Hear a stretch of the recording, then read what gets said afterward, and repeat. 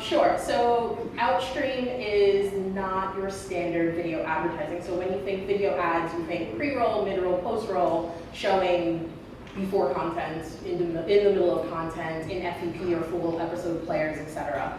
Outstream places video in places that you would not normally expect. So for example, a photo gallery or an article.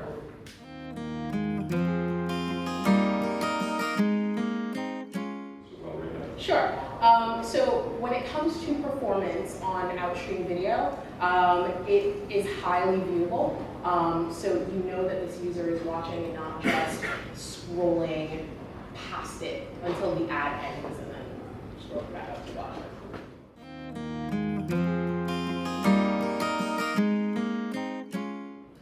So when it comes to programmatic video ad revenue, there's a couple different things that you want to focus on. One, that the pipes work. I cannot express enough how important it is to make sure that you're not losing bids due to latency or timeouts or anything of the sort. Two, also making sure that you understand what the advertiser wants and is targeting, because then it allows you to target your inventory in a manner that allows for as little loss as possible. Instead of sending them 10 million impressions that they don't actually want, you can send them 1 million impressions that they will bid on. And that's very important.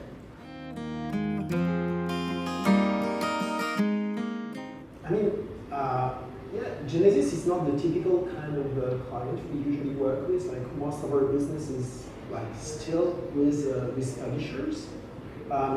This being said, it's a very interesting relationship, and I would say somehow it's the best synergy because we have a strong tech. Again, it's 15 years of building publisher technology, and Genesis has strong needs, like they have 20 people sitting on the ad server and running on that every day. So they definitely need a robust environment. And on the other hand, they are very, very innovative. Like they have a bunch of good ideas, and so they need flexible needs, they need engineering from us, and they need a lot of service as well. So we bring all that, I think at a competitive pricing as well. So it's again a good relationship. Beside the pure, let's say, tech aspect of it, a key thing, especially right now in the video marketplace, is to be able to bring all the monetization sources within one holistic or meta auction. So it's what we call more holistic yield mechanism, where you have the open RTB, the tag relationships, your direct IOs that play within an auction. And because of the nature of the business of Genesis, which is all about optimizing the yield on impression level, this type of technology is very important. And then I think finally, from a positioning standpoint, and that's why I was mentioning that it's a good synergy, because we are not involved in any kind of media arbitrage. We can work together well, because all the ad tech vendors today, they focus on this kind of media arbitrage. It's where they get most of their revenue, and it's not always as fun. And so I think it's what makes this kind of relationship successful. Cool. Melissa, do you have anything to add? Is that why you guys partner with SmartAds? Yes, definitely. So like we mentioned before, there's a lot of data points that we collect on our side, and we needed to have a partner that we could, one, pass all that data to be able to then pass downstream to the advertiser, as well as be able to use that to leverage our own personal algorithms when deciding when to serve an ad and what type of ad unit to serve.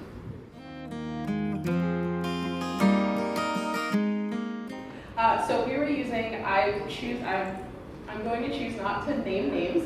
Whoever you think of, we were probably using them as our ad server and SSP. But like I said before, especially on the SSP side, the problem that we had was it was masked within an ad manager, so we couldn't fully control what we were doing. And like Ramon mentioned, we may be a little too tech focused sometimes for our own good. So we needed to move to Smart to make sure that we were able to have full transparency and see everything that was going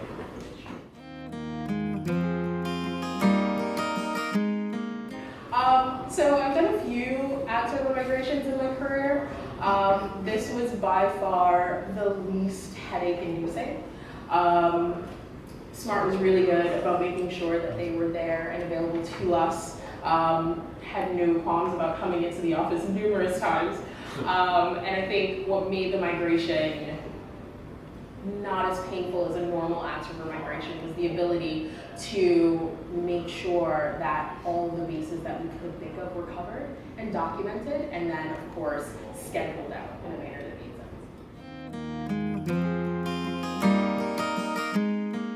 Yeah, I think everybody noticed a big change, which is the like LiveRail stepping out of the market, and I think somehow it's the end of an era for the video market. Because yeah, I mean there are a few followers of the same LiveRail type of implementation, which is, again, I mentioned already, like heavily tag based and not transparent at all, and which is really hurting the marketplace. So, I mean, the market is already transitioning to a true programmatic implementation, and especially in the video space, we really need these kind of programmatic supply chain, like more transparent and impression level control. Other than that, so outstream, at least for desktop, has become commoditized in a way. Like everybody kind of runs this type of format. The technology is mature. It's less the case in the mobile space, and we have strong expectation here, and we see important growth, just because video and mobile somehow converge. I mean, like a lot of people are watching video content on mobile, but also for publishers, it's a great way to kind of work around the mobile monetization issue. Like, you know, on the mobile page, you tend to have less ad units available, and so you need higher CPM, and so video is a great way to achieve that. Then again, you need the right technology, and you need a true programmatic implementation, because latencies can really kill the user experience on mobile.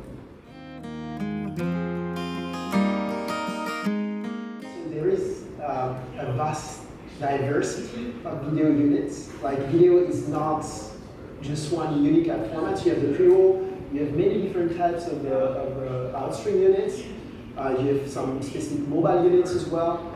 The good thing with video is that, like, there are a lot more of data points, basically, because you have a new dimension, which is the time, so the time spent, for instance. And so, yeah, we can measure much more, and then you can pick up a few metrics for each campaign that will be relevant for your brands or clients. Like typically, recently we had this case with a new vertical video units that we released, like a programmatic video units for vertical. And so, yeah, what we were interested at when benchmarking these units compared to other more standard interstitial was like the skip, for instance. Like, yeah, was this unit less skipped than a more oriental experience video? Because we considered that one reason of the skip was the fact that users were not able to watch their content, and so they were just skipping. And so you may watch the completion rate, but the skip as well.